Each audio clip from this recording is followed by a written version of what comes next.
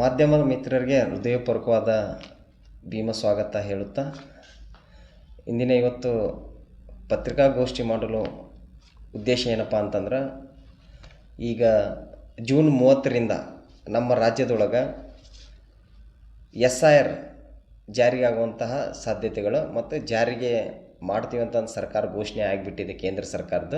ಇನ್ನು 30ನೇ ತಾರೀಕಿನಿಂದ ನಮ್ಮ ರಾಜ್ಯದೊಳಗೆ ವಿಶೇಷ ಮತದಾರರ ಪಟ್ಟಿ ಪರಿಷ್ಕರಣೆ ಮಾಡೋಕೆ BLOಗಳು 30ನೇ ತಾರೀಕಿಂದ ಜೂನ್ 30ರಿಂದ ಹಿಡ್ಕೊಂಡು ಜುಲೈ 30 ಮಟ ನಮ್ಮ ರಾಜ್ಯದೊಳಗೆ ಎಲ್ಲ ಪ್ರತಿಯೊಂದು ಮನೆಗಳಿಗೆ ಭೇಟಿ ಕೊಟ್ಬಿಟ್ಟು ಎನ್ಯುಮರೇಷನ್ ಫಾರ್ಮನ್ನು ಫಿಲಪ್ ಮಾಡೋಕೆ ನಮ್ಮ ಮನೆಯೊಳಗೆ ಆ ಫಾರ್ಮ್ ಹಿಡ್ಕೊಂಬರ್ತಾರೆ.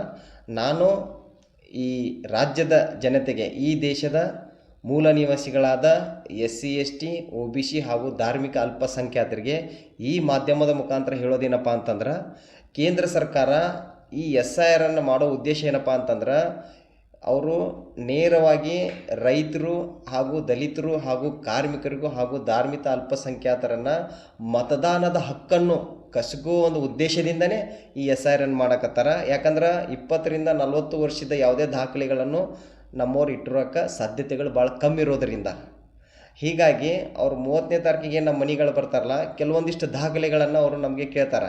ಈಗ ಇಲ್ಲಿ ತನಕ ನಮ್ಮದು ಮ್ಯಾಪಿಂಗ್ ಮಾಡೀವಿ ಅಂತಂದು ಸರ್ಕಾರಗಳು ಹೇಳ್ತಾರೆ. 80% ಮ್ಯಾಪಿಂಗ್ ಆಗೈತಿ, 90% ಮ್ಯಾಪಿಂಗ್ ಆಗೈತಿ ಅಂತ ಹೇಳ್ತಾರೆ ಅವರು. ಆ ಮ್ಯಾಪಿಂಗು ಮತ್ತು ಎನ್ಯುಮರೇಷನ್ ಫಾರ್ಮಿಗೂ ಬೇರೆ ಬೇರೆ ಡಿಫ್ರೆನ್ಸ್ ಇದೆ. ಮ್ಯಾಪಿಂಗ್ ಆಗೈತೆ ಅನ್ನೋ ಕಾರಣಕ್ಕಾಗಿ ನಾವು ಏನಾದರೂ ನಮ್ಮದು ಮರೆತು ನಾವು ಆ ಫಾರ್ಮನ್ನು ಬಿಟ್ವಿ ಅಂದರೂ ಕೂಡ ಮತದಾರರ ಪಟ್ಟಿ ಒಳಗಿಂದ ನಮ್ಮದು ಹಕ್ಕನ್ನು ಕಸುಗುವಂಥ ಸಾಧ್ಯತೆಗಳು ಹೆಚ್ಚಿರೋದ್ರಿಂದ ನಾನು ಈ ಮಾಧ್ಯಮದ ಮುಖಾಂತರ ಕರ್ನಾಟಕದ ಜನತೆಗೆ ತಿಳಿಸೋದೇನಪ್ಪ ಅಂತಂದ್ರೆ, BLOಗಳು 3 ಟೈಮ್ ನಮ್ಮ ಮನೆಗಳಿಗೆ ಬರ್ತಾರೆ ಕಂಪಲ್ಸರಿ. ಒಂದು ಸಲ ಮನೆಗಿಲ್ಲಪ್ಪ ಅಂತಂದ್ರು ಮತ್ತೊಂದು ಸಲ ಬರಬೇಕು. 3 ಸಲ ಅವರು ಕಡ್ಡಾಯವಾಗಿ ನಮ್ಮ ಮನೆಗಳಿಗೆ ಬಂದು ಆ ಫಾರ್ಮ್ಗಳನ್ನು ತೋರಿಸ್ತಾರೆ. ಆ ಫಾರ್ಮ್ ಒಳಗೆ ವಿಶೇಷವಾಗಿ ಅವರು 3ಗಳನ್ನು ನಮಗೆ ಕೇಳ್ತಾರೆ. ಒಂದು ವಯಸ್ಸದ ಬಗ್ಗೆ ಆಧಾರ ಕೇಳ್ತಾರೆ, ಇನ್ನೊಂದು ವಿಳಾಸದ ಬಗ್ಗೆ ಕೇಳ್ತಾರೆ, ಇನ್ನೊಂದು ಏನಪ್ಪ ಅಂದ್ರೆ ಈ ದೇಶದ ಪೌರತ್ವದ ಬಗ್ಗೆ ನಮ್ಗೆ ದಾಖಲೆಗಳನ್ನ ಕೇಳ್ತಾರೆ ಅವರು. ಈ ವಯಸ್ಕರಿಗೆ ಸಂಬಂಧಪಟ್ಟಂಥ ದಾಖಲೆಗಳನ್ನು ಏನು ಕೇಳ್ತಾರಪ್ಪ ಅಂತಂದ್ರೆ, ಅವ್ರು ನಮಗೆ ಒಂದು ನಮ್ಮ ಜನನ ಪ್ರಮಾಣ ಪತ್ರ ಕೇಳ್ತಾರೆ. ಒಂದು ವೇಳೆ ನಮ್ಮ ಕಡೆ ಜನನ ಪ್ರಮಾಣ ಪತ್ರ ಇಲ್ಲಪ್ಪ ಅಂತಂದಾಗ SSLC ಮಾರ್ಕ್ಸ್ ಕಾರ್ಡ್ಗಳನ್ನು ಕೇಳ್ತಾರೆ, ಅಥವಾ ನಮ್ದು ಲಿವಿಂಗ್ ಸರ್ಟಿಫಿಕೇಟ್ಗಳನ್ನು ಕೇಳ್ತಾರೆ. ಒಂದು ವೇಳೆ ಅದೂ ಇಲ್ಲಪ್ಪ ಅಂತಂದಾಗ ನಮಗೆ ಪ್ಯಾನ್ ಕಾರ್ಡ್ಗಳನ್ನು ಕೇಳ್ತಾರೆ. ಯಾಕಂದ್ರೆ ಪ್ಯಾನ್ ಕಾರ್ಡ್ ಒಳಗೂ ಕೂಡ ನಮ್ದು ಹುಟ್ಟಿದ ದಾಖಲೆ ಇರುತ್ತೆ. ಒಂದು ವೇಳೆ ಪ್ಯಾನ್ ಕಾರ್ಡ್ ಇಲ್ಲಪ್ಪ ಅಂದಾಗಲೂ ಕೂಡ ಡ್ರೈವಿಂಗ್ ಲೈಸೆನ್ಸ್ಗಳನ್ನು ಕೂಡ ಅವ್ರು ನಮಗೆ ಕೇಳ್ತಾರೆ. ಇವೆಲ್ಲವೂ ದಾಖಲೆಗಳು ವಯಸ್ಸಿಗೆ ಸಂಬಂಧಪಟ್ಟಂತಹ ದಾಖಲೆಗಳು. ಅದರ ನಂತರ ಇನ್ನೊಂದು ಏನು ಹೇಳ್ತಾರಪ್ಪ ಅಂತಂದ್ರೆ, ವಿಳಾಸದ ಪುರಾವೆಗಳನ್ನು ಕೇಳ್ತಾರೆ ನಮ್ಗೆ. ಆ ವಿಳಾಸದ ಪುರಾವೆ ಒಳಗೆ ನಾವು ಏನೇನು ದಾಖಲೆಗಳನ್ನು ಸಲ್ಲಿಸ್ಬೇಕಪ್ಪ ಅಂತಂದ್ರೆ, ಒಂದು ನಮಗೆ ಬ್ಯಾಂಕ್ ಪಾಸ್ಬುಕ್ಕು ಕೂಡ ನಾವು ವಿಳಾಸದ ಪುರಾವೆಗಳನ್ನು ಕೊಡಬೇಕು. ಒಂದು ವೇಳೆ ಬ್ಯಾಂಕ್ ಪಾಸ್ಬುಕ್ ಇಲ್ಲಪ್ಪ ಅಂತಂದ್ರೆ ಪೋಸ್ಟ್ ಆಫೀಸ್ ಒಳಗೆ ನಾವು ಏನಾದರೂ ಖಾತೆಗಳನ್ನು ತೆಗೆದಿದ್ರೆ ಆ ದಾಖಲೆಗಳನ್ನು ನಾವು ಆ BLOಗಳಿಗೆ ಕೊಡಬೇಕು. ಒಂದು ವೇಳೆ ಆ ಬ್ಯಾಂಕ್ ಪಾಸ್ಬುಕ್ಕು ಕೂಡ ನಮ್ಮ ಕಡೆ ಇಲ್ಲಪ್ಪ ಅಂತಂದಾಗ ನಾವು ಯಾವ ಮನೆಯೊಳಗೆ ವಿದ್ಯುತ್ ಅಂದ್ರೆ ಕರೆಂಟ್ ಬಿಲ್ಗಳನ್ನು ತುಂಬಕತ್ತೀವಲ್ಲ, ಆ ಕರೆಂಟ್ ಬಿಲ್ಲದ 1 ವರ್ಷದ ದಾಖಲೆಗಳನ್ನು ಆ BLOಗಳಿಗೆ ನಾವು ಕೊಡಬೇಕಾಗತ್ತೆ. ಒಂದು ವೇಳೆ ಅದೂ ಕೂಡ ಇಲ್ಲಪ್ಪ ಅಂತಂದಾಗ ಆ ಕರೆಂಟ್ ಬಿಲ್ಗಳನ್ನು, ಒಂದು ವೇಳೆ ನಾವು ನೀರು ಬಿಲ್ಗಳನ್ನು ಕಟ್ತೀವಿ, ನಾವು ನಗರಸಭೆಗಳಿಗಾಗಲಿ ಪುರಸಭೆಗಳಿಗಾಗಲಿ ಅಥವಾ ಮಹಾನಗರ ಪಾಲಿಕೆಗಳಿಗಾಗಲಿ ಆ ಕರೆಂಟ್ ಬಿಲ್ಗಳದ ಮಾಹಿತಿಗಳನ್ನು ಕೇಳ್ತಾರೆ ಅವರು. ಒಂದು ವೇಳೆ ಅದೂ ಇಲ್ಲಪ್ಪ ಅಂತಂದ್ರೆ ನಮ್ಮ ಕಡೆ ಈ ಗ್ಯಾಸ್ ಬಿಲ್ಗಳನ್ನು, ಗ್ಯಾಸ್ ಕಲೆಕ್ಷನ್ ಏನು ತೊಗೊಂಡಿರ್ತೀವಲ್ಲ ನಾವು, ಅದ್ರದ್ದು ಅವರು ಪ್ರೂಫ್ಗಳನ್ನು ಕೇಳ್ತಾರೆ ಅಥವಾ ಅದ್ರ ಬಿಲ್ಗಳನ್ನು ಕೇಳುವಂತಹ ಸಾಧ್ಯತೆಗಳಿರ್ತೈತಿ. ಇದು ವಿಳಾಸಿಗೆ ಸಂಬಂಧಪಟ್ಟಂಥ ದಾಖಲೆಗಳು. ತದನಂತರ 3ನೇದಾಗಿ ಏನು ಕೇಳ್ತಾರಪ್ಪ ಅಂದ್ರೆ, ಇದು ಮೋಸ್ಟ್ ಇಂಪಾರ್ಟೆಂಟ್, ಭಾರತದ ಪೌರತ್ವದ ಬಗ್ಗೆ ಅವ್ರು ದಾಖಲೆಯನ್ನು ಕೇಳ್ತಾರೆ. ಯಾಕಂದರೆ ಇದನ್ನು ಕೇಳಬಾರ್ದು, ಅವರು ಚುನಾವಣೆ ಆಯೋಗಕ್ಕೆ ಕೇಳುವಂಥ ಹಕ್ಕು ಇಲ್ಲ. ಇದು ಕಾನೂನು ಬಾಹಿರ, ಸಂವಿಧಾನ ವಿರುದ್ಧ ಇರುವಂತಹ ಇದು. ಯಾಕಂದರೆ ಚುನಾವಣೆ ಆಯೋಗ ನಾವು ಈ ದೇಶದವ್ರು ಹೌದೇ ಅಲ್ಲೋ ಅಂತ ಕೇಳಬಾರ್ದು, ಆದ್ರೆ ಹೌದು ಕೇಳ್ತೈತೆ. ಆ ದಾಖಲೆಗಳನ್ನು ನಾವು ಏನು ಕೊಡಬೇಕಪ್ಪ ಅಂತಂದ್ರೆ ಅವ್ರು ಹೇಳ್ತಾರೆ ಸ್ಪಷ್ಟವಾಗಿ. ಅಲ್ಲಿ ನಾನು 2002 ಏನಾದರೂ 1984ರಿಂದ ಏನು ಜನಿಸಿದಾರಲ್ಲ ಅವ್ರದ್ದು ಪುರಾವೆಗಳು ಕೇಳ್ತಾರೆ ಅವರು. ಅವ್ರು 2002 ಅವ್ರದ್ದು ದಾಖಲೆಗಳು ಇರಂಗಿಲ್ಲ. ಒಂದು ವೇಳೆ ಅವ್ರದ್ದು 2002 ದಾಖಲೆಗಳು ಇಲ್ಲಪ್ಪ ಅಂತಂದಾಗ ಅವ್ರೇನು ಮಾಡ್ಬೇಕಪ್ಪ ಅಂತಂದ್ರೆ, ಅವ್ರದ್ದು ತಂದೆ ಅಥವಾ ತಾಯಿದು ಜನನ ಪ್ರಮಾಣ ಪತ್ರ ಕೇಳ್ತಾರೆ ಅವರು. ಅಥವಾ ಅವ್ರದ್ದು ತಂದೆ ತಾಯಿದು ಇಬ್ಬರದು ಇಲ್ಲಪ್ಪ ಅಂತಂದಾಗ ಅವ್ರದ್ದು ಮುತ್ಯ ಮತ್ತು ಅವ್ರದ್ದು ಅಜ್ಜಿ ಅವ್ರದ್ದು ದಾಖಲೆಗಳನ್ನು ಕೇಳ್ತಾರೆ ಅವರು. ಒಂದು ವೇಳೆ ಅವ್ರದ್ದು ಕೂಡ 2002 ಮತದಾರ ಯಾದಿಯೊಳಗೆ ಇಲ್ಲಪ್ಪ ಅಂತಂದಾಗ ಅವ್ರದ್ದು ಬರ್ತ್ ಸರ್ಟಿಫಿಕೇಟ್ಗಳನ್ನು, ಜನನ ಪ್ರಮಾಣ ಪತ್ರಗಳನ್ನು ನಾವು ಕೊಡು ಅಂತ ಹೇಳ್ತಾರೆ ಅವರು. ಒಂದು ವೇಳೆ ಅದೂ ಕೂಡ ಅವ್ರದಲ್ಲಿ ಇಲ್ಲಪ್ಪ ಅಂತಂದ್ರೆ ಹಳೆ ರೇಷನ್ ಕಾರ್ಡ್ಗಳನ್ನು ಕೊಡು ಅಂತ ಹೇಳ್ತಾರೆ ಅವರು. ಒಂದು ವೇಳೆ ಜನನ ಪ್ರಮಾಣ ಪತ್ರ ಇಲ್ಲ ನಿಮ್ಮ ಕಡೆ, ಹಳೇದು ಯಾವುದಾದರೂ ನಿಮ್ಮ ತಂದೆ ತಾಯಿದು ರೇಷನ್ ಕಾರ್ಡ್ಗಳು ಇದ್ದಾಗ ಮಾತ್ರ ನೀವು ಅದನ್ನು ಕೊಡು ಅಂತ ಹೇಳ್ತಾರೆ. ಒಂದು ವೇಳೆ ಅದನ್ನೂ ಇಲ್ಲಪ್ಪ ಅಂತಂದಾಗ ಅವ್ರು ಹೇಳ್ತಾರೆ 2002 ಮತದಾರ ಪಟ್ಟಿ ಒಳಗೆ ನಿಮ್ಮ ತಂದೆ ತಾಯಿ ಅಥವಾ ನಿಮ್ಮ ಅಜ್ಜ ಅಜ್ಜಿದ ಮತದಾರ ಯಾದಿದ ನಿಮ್ಮದು ಕ್ರಮ ಸಂಖ್ಯೆ ಭಾಗ ಸಂಖ್ಯೆಗಳನ್ನು ಕೊಡಂತ ಅವ್ರು ಹೇಳ್ತಾರೆ. ಇದು ಯಾರಿಗೆ ಸಂಬಂಧಪಡ್ತೈತಪ್ಪ ಅಂದ್ರೆ 1984ರಿಂದ ಇತ್ತೀಚೆಗೆ ಏನು ಜನನ ಆಗ್ತಾವಲ್ಲ ಅವ್ರದ್ದು ಎಲ್ಲರದು ಕೂಡ ಮಾಹಿತಿಗಳನ್ನು ಅವ್ರು ಕೇಳ್ತಾರೆ.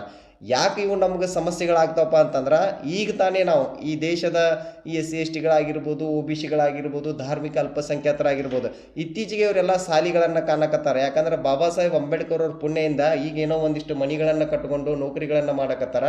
ಅವ್ರಿಗೆ 20 ವರ್ಷದಿಂದ 30 ವರ್ಷದ ದಾಖಲೆಗಳು ಸಿಗೋದು ಕಮ್ಮ. ಇವಾಗ ನಮ್ಮ ಮುತ್ಯಾಂದು ಬರ್ತ್ ಸರ್ಟಿಫಿಕೇಟ್ ಕೇಳಿದ್ರೆ ನಾವು ಎಲ್ಲಿಂದ ತೊಗೊಂಡು ಕೊಡ್ಬೇಕು, ಅವಾಗ ಅವ್ರು ಶಾಲೆ ಕಲ್ತಿಲ್ಲ. ಇದು ನಮಗೆ ತಲೆನೋವಾಗಿ ಅನುಭವಿಸುತ್ತೆ. ಹೀಗಾಗಿ ಅವ್ರು ಏನು ಮಾಡಕತ್ತಾರ ಅಂದ್ರೆ ಅದ್ರೊಳಗೆ ಹೇಳ್ತಾರೆ, ಒಂದನೇದಾಗಿ ಹೇಳ್ತಾರೆ ಅವ್ರು ಇಲ್ಲಿ ಹಳೇದು ನಮ್ಮದು ಡೀಟೇಲ್ಸ್ ಕೇಳ್ತಾರೆ. ಇಲ್ಲಿ ನಮ್ದು ಹಳೇದು ಫೋಟೋ ಇದ್ದಾಗ ಆ ಹಳೇದು ಫೋಟೋ ಜೊತೆಗೆ ನಾವು ಹೊಸ ಫೋಟೋಗಳನ್ನು ಇಲ್ಲಿ ಹಾಕಬೇಕಾಗುತ್ತೆ. ತದನಂತರ ಎರಡನೇದಾಗಿ ಏನು ಹೇಳ್ತಾರೆ ಅವರು, ಮತದಾರದ ಹೆಸರು 2002 ಏನಾದರೂ ನಮ್ದು ಇತ್ತಪ್ಪ ಅಂತಂದ್ರೆ ನಾವು ಅದೇ ರೀತಿಯಾಗಿ ಅದನ್ನು ಫಿಲಪ್ ಮಾಡಬೇಕು. ಒಂದು ವೇಳೆ ಇರಲಿಲ್ಲಪ್ಪ ಅಂತಂದ್ರೆ ನಾವು ಆ ಡೀಟೇಲ್ಗಳನ್ನು ಇಲ್ಲಿ ತುಂಬಬೇಕಾಗುತ್ತೆ. ಮತ್ತು ನಮ್ಮ ಸಂಬಂಧಿಕರಿಗೆ ಸಂಬಂಧಪಟ್ಟಂಥ ತಂದೆ ತಾಯಿ ಅಜ್ಜ ಅಜ್ಜಿದು ನಾವು ಇಲ್ಲಿ ಕೊಡಬೇಕಾಗುತ್ತೆ. ತದನಂತರ ಅವ್ರು ಹೇಳ್ತಾರೆ ಇಲ್ಲಿ ಮೂರನೇದ್ರೊಳಗೆ ಏನು ಹೇಳ್ತಾರಪ್ಪ ಅಂತಂದ್ರೆ ಅವರು 2002 ಈ ಒಳಗೆ ಏನು ಇರಂಗಿಲ್ಲಲ್ಲ ಅವ್ರದ್ದೆಲ್ಲ ಪುರಾವೆಗಳನ್ನು ನಾವು ಇಲ್ಲಿ ಹಚ್ಚಬೇಕಂತ ಹೇಳ್ತಾರೆ ಅವರು. ನಾ ಇಷ್ಟಕ್ಕೊಂದು ಏನು ದಾಖಲೆಗಳನ್ನು ಹೇಳಿನ ಅಲ್ಲೆಲ್ಲ ದಾಖಲೆಗಳನ್ನು ನಾವು ಇಲ್ಲಿ ಫಿಲಪ್ ಮಾಡಿ ನಾವೇ ಖುದ್ದಾಗಿ BLO ಮುಂದೆ ನಿಂತು ಇವನ್ನೆಲ್ಲವನ್ನು ಫಿಲಪ್ ಮಾಡಿಕೊಡ್ಬೇಕು. ಅದ್ರ ಜೊತೆಗೆ ಲಾಸ್ಟ್ ಅವ್ರು ನಮ್ದು ಇಲ್ಲೊಂದು ಸಹಿ ಕೇಳ್ತಾರೆ. ಒಂದು ವೇಳೆ ನಮಗೆ ಸಹಿ ಮಾಡೋಕ್ಕೆ ಬರಲಿಲ್ಲಪ್ಪ ಅಂದ್ರಾಗೂ ಕೂಡ ನಮ್ಮ ಮನೆಯ ಸದಸ್ಯರದ್ದು ಯಾರ್ದಾದ್ರ ಕಡೆಯಿಂದ ಅವ್ರು ಸಹಿ ಮಾಡಲೇಬೇಕು. ನಾವು ಸಹಿ ಮಾಡಿ ಕಡ್ಡಾಯವಾಗಿ ಈ ಫಾರ್ಮ್ಗಳನ್ನು ಫಿಲಪ್ ಮಾಡಲೇಬೇಕು. ಮಾಡಿದಾದ್ಮೇಲೆ ಈ ಒಂದು ಫಾರ್ಮನ್ನು ನಾವೇನು ಮಾಡ್ಬೇಕಂದ್ರೆ ನಾವೇ ಒಂದು ಫಸ್ಟ್ ಜೆರಾಕ್ಸನ್ನು ನಮ್ಮ ಕಡೆ ಇಟ್ಕೋಬೇಕು. ಯಾಕಂದ್ರೆ BLOಗಳು ಈ ಹಿಂದೆ 13 ರಾಜ್ಯದೊಳಗೆ ಏನಾಗೈತಲ್ಲ ಆ ಘಟನೆಗಳು ಹೆಂಗಿದ್ದಾವಪ್ಪ ಅಂದ್ರೆ, ಎಷ್ಟೋ ಜನ ಎನ್ಮಗ್ರೇಷನ್ ಫಾರ್ಮ್ ತುಂಬಿದಾದ್ರೂ ಕೂಡ ಅವ್ರದ್ದು ಮತದಾರ ಪಟ್ಟಿಯಿಂದ ಆ ವೋಟ್ ಹಕ್ಕನ್ನು ಕಸ್ಕೊಂಡಾರ ಅವರು. ಹೀಗಾಗಿ ಏನಾಗಿದ್ದಪ್ಪ ಅಂತಂದ್ರೆ ಇದ್ದಾಗಲೂ ಕೂಡ ಅವ್ರದ್ದು ಮತದಾರ ಯಾದಿಯಿಂದ ಹೆಸರು ಯಾಕೆ ತೆಗೆದಾರಪ್ಪ ಅಂತಂದ್ರೆ BLOಗಳು ಕೂಡ ಸರಿಯಾಗಿ ಫಾರ್ಮ್ಗಳನ್ನು ಫಿಲಪ್ ಮಾಡಿಲ್ಲ. ಏನಾಗುತ್ತಪ್ಪ ಅಂತಂದ್ರೆ ಈಗ ಶ್ರೀಧರ್ ಅಂತ ಹೆಸರು ಇರ್ತೈತಿ ಅಥವಾ ಶ್ರೀದೇವಿ ಅಂತ ಹೆಸರು ಇರ್ತೈತಿ. ಅಲ್ಲಿ ಏನಾಗುತ್ತಪ್ಪ ಅಂತಂದ್ರೆ ನಾವು ಶ್ರೀದೇವಿ ಅಥವಾ ಶ್ರೀಧರ್ ಅಂತ ಬರಿಬೇಕಂದಾಗ SHRI ಅಂತ ಬರಿತೀವಿ. ಅದೇ ಇನ್ನೊಂದು ರೀತಿಯೊಳಗೆ ಏನು ಬರಿತೀವಿ ನಾವು SHREE ಅಂತಲೂ ಕೂಡ ಬರಿತೀವಿ ನಾವು. ಯಾಕಂದ್ರೆ ಶ್ರೀ ಅನ್ನೋ ಶಬ್ದನ ನಾವು ಎರಡು ರೀತಿಯಿಂದ ಬರಿತೀವಿ. ಮೊಹಮ್ಮದ್ ಅಂತ ಹೆಸರು ಬರಿಬೇಕಂದಾಗೂ ಕೂಡ ನಮ್ಮದು ಸ್ಪೆಲ್ಲಿಂಗ್ಗಳು ಮಿಸ್ಟೇಕ್ ಆಗುತ್ತೆ. ಒಂದೊಂದು ಸಲ ನಾವು ಬರ್ದು ಬರ್ದು 9 ಒತ್ತು ಕೊಡ್ತೀವಿ, ಒಂದೊಂದು ಸಲ 9 ಒತ್ತು ಕೊಡೋಂಗಿಲ್ಲ ನಾವು. ಹೀಗಾಗಿ ಹೆಸರುಗಳ ಸಮಸ್ಯೆ ಇದ್ದಾಗಲೂ ಕೂಡ ನಿಮ್ಮದು ಸ್ಪೆಲ್ಲಿಂಗ್ ಮಿಸ್ಟೇಕ್ ಆತಂದ್ರೆ ನೋಟಿಸ್ ಮಾಡ್ತೀನಿ ಅಂತ ಹೇಳ್ತಾರೆ ಅವ್ರು ನಮಗೆ. ಅಂತಾಗಲೂ ಕೂಡ ನಾವು ಭಾಳ ಜಾಗರೂಕತೆಯಿಂದ ಈ ಫಾರ್ಮ್ಗಳನ್ನು ಫಿಲಪ್ ಮಾಡಿಬಿಟ್ಟು BLOಗಳ ಮುಂದೆ ನಾವು ಸ್ವತಃ ಕುಂತು ಇದನ್ನು ನೀಟಾಗಿ ತುಂಬುವಂಥ ಕೆಲಸ ಮಾಡೋದ್ರ ಜೊತೆಗೆ ಇವು ಎಲ್ಲ ದಾಖಲೆಗಳನ್ನು ನಾವು BLOಗಳಿಗೆ ಕೊಡೋದ್ರಿಂದ ನಮ್ಮ ಮತದಾನದ ಹಕ್ಕನ್ನು ನಾವು ರಕ್ಷಣೆ ಮಾಡಿಕೊಳ್ಳುವಂತಹ ಕೆಲಸನ ನಾವು ಮಾಡ್ಕೋಬೇಕು. ಯಾಕೆ ನಾವು ಮಾಡ್ಕೋಬೇಕಪ್ಪ ಅಂತಂದ್ರೆ ಈ ಹಿಂದೆ ಈ ಕೇಂದ್ರ ಸರ್ಕಾರ ಈ CA ಮತ್ತು ಇದರಿಂದ ಈ ದೇಶದ ನಾಗರಿಕ ಅಲ್ಲ ಅಂತ ಅನ್ನೋ ಒಂದೇನು ವಿವಾದಗಳನ್ನು ಸೃಷ್ಟಿ ಮಾಡಿತ್ತಲ್ಲ, ಅದ್ರದ್ದು 2ನೇ ವರ್ಷನೇ ಇದು SIR. ಇದ್ರ ಉದ್ದೇಶ ಏನಪ್ಪ ಅಂತಂದ್ರೆ ಈ ದೇಶದೊಳಗೆ ಇನ್ನೊಂದು ಬಾರಿ ಕೇಂದ್ರ ಸರ್ಕಾರದೊಳಗೆ BJP ಆಡಳಿತ ಏನಾರು ಮಾಡಿ ಖಂಡಿತ ನಾನು ಇನ್ನೊಂದು ಸಲ ಈ ದೇಶನ ರೂಲ್ ಮಾಡಲೇಬೇಕು ಅನ್ನೋ ಒಂದು ಉದ್ದೇಶದಿಂದ ಯಾವುದಾದರೂ ಒಂದು ಸಂಚು ಹೂಡಿಬಿಟ್ಟು ಈ ದೇಶದ ಮೂಲ ನಿವಾಸಿಗಳ ಮತದಾನದ ಹಕ್ಕನ್ನು ಕಸ್ಕೊಳ್ಳುವಂಥ ಕೆಲಸ ಈ ಕೇಂದ್ರ ಸರ್ಕಾರ ಮಾಡಕತ್ತೈತ್ರಿ. ಇದ್ರ ಉದ್ದೇಶ ಅದೇ ಆಗಿರೋದ್ರಿಂದ ನಾವು ಮುನ್ನೆಚ್ಚರಿಕೆಯಿಂದ ಈ ಎಲ್ಲ ದಾಖಲೆಗಳನ್ನು ಏನು ಮಾಡಬೇಕಪ್ಪ ಅಂದ್ರೆ ತೆಗೆದಿಟ್ಟುಕೊಳ್ಳೋದ್ರ ಜೊತೆಗೆ BLOಗಳ ನಮ್ಮ ಮನೆಗೆ ಬಂದಾಗ ಅವರು ಸ್ಪಷ್ಟವಾಗಿ ಎಲ್ಲ ಮಾಹಿತಿಗಳನ್ನು ಕೊಡೋದ್ರ ಜೊತೆಗೆ ನಮ್ಮ ಹಕ್ಕನ್ನು ನಾವು ಅಥವಾ ನಮ್ಮ ಮತದಾನವನ್ನು ನಾವು ಕಾಪಾಡಿಕೊಳ್ಳುವಂಥ ಕೆಲಸನ ನಾವು ಮಾಡಬೇಕು. ಯಾಕಪ್ಪ ಅಂತಂದ್ರೆ ಇದೇ ವೋಟಿನ ಹಕ್ಕು ಕೊಡಿಸ್ಬೇಕಂದ್ರೆ ಡಾಕ್ಟರ್ ಬಾಬಾ ಸಾಹೇಬ್ ಅಂಬೇಡ್ಕರ್ ಅವರು ಸಾಕಷ್ಟು ಪ್ರಯತ್ನಗಳನ್ನು ಪಟ್ಟು ಅವರು 3 ಮಕ್ಕಳನ್ನು ಕಳ್ಕೊಂಡಾರ. ಅವರು ಈ ಹಕ್ಕನ್ನು ಕೊಡಿಸ್ಬೇಕಂದ್ರೆ ಈ ಮತದಾನದ ಹಕ್ಕನ್ನು ಕಸ್ಕೊಳ್ಳುವಂಥ ಕೆಲಸ ಕೇಂದ್ರ ಸರ್ಕಾರ ಮನವಾದಿ ಸರ್ಕಾರ ಮಾಡಕತ್ತೈತಿ. ಅದಕ್ಕೆ ನಾವು ಏನು ಮಾಡ್ಬೇಕಪ್ಪ ಅಂತಂದ್ರೆ ಇವು ಎಲ್ಲ ದಾಖಲೆಗಳನ್ನು ಇಡೋದ್ರ ಜೊತೆಗೆ ಅವರಿಗೆ ನಾವು ಸಲ್ಲಿಸೋದ್ರ ಜೊತೆಗೆ ನಮ್ಮ ಹಕ್ಕನ್ನು ನಾವು ಕಾಪಾಡಿಕೊಳ್ಳುವಂಥ ಕೆಲಸವನ್ನು ಮಾಡಬೇಕಪ್ಪ ಅಂತಂದ್ರೆ ನಾ ಈ ಮಾಧ್ಯಮದ ಮುಖಾಂತರ ಕರ್ನಾಟಕದ ಮೂಲ ನಿವಾಸಿ ಜನತೆಗಳಾದಂಥ SC ST OBC ಧಾರ್ಮಿಕ ಅಲ್ಪಸಂಖ್ಯಾತರಿಗೆ ನಾನು ಮಾಧ್ಯಮದ ಮುಖಾಂತರ ಕರೆ ಕೊಡಕತ್ತೀನಿ.